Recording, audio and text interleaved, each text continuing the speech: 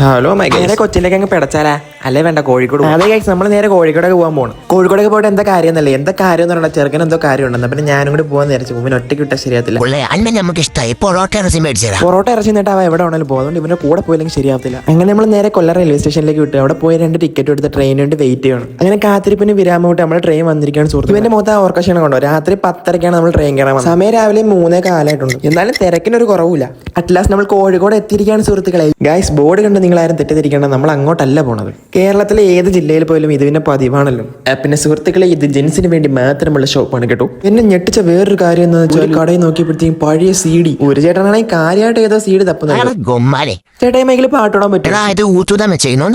സുഹൃത്തുക്കളെ, ഇതാണ് നമ്മൾ റിയൽ ലൈഫ് ഫ്രൂട്ട്. നിയമത്തിന് പപ്പായൊക്കെ നിമിഷം നേരം കൊണ്ടാണ് വെട്ടി പീസാക്കി അങ്ങോട്ട് മാറ്റും. ചേട്ടനെ കണ്ടറിയാം, ചേട്ടൻ വെട്ട എക്സ്പെർട്ട്. അതുകൊണ്ട് ഞാൻ വില ചോദിക്കാൻ പോയില്ല, റിസ്ക് ആണ്. വേറൊരു കാര്യം, ചേട്ടൻ നല്ല ഹൈജീനിലാണ് എല്ലാം ചെയ്യുന്നത്.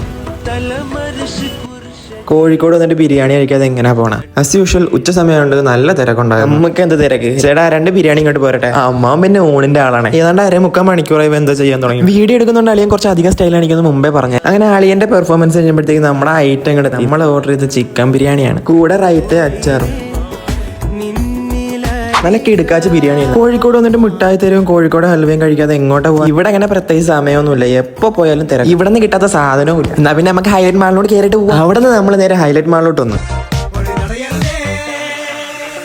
നമ്മൾ നേരെ ഹൈലൈറ്റ് മാളിൽ കയറി. ഹൈലൈറ്റ് മാളിൽ ഏറ്റവും മേളത്തെ ഫ്ലോറിലാണ് പാലക്സി. അവിടെ ഒരു പുതിയ ഓഫറും കാര്യങ്ങളൊക്കെ ഉണ്ടായിരുന്നു. പാസ് ദ ഫ്രെയിം എന്നാണ് ഗെയിമിന്റെ പേര്. അതിലൊരു 3 റോ ഉണ്ട്.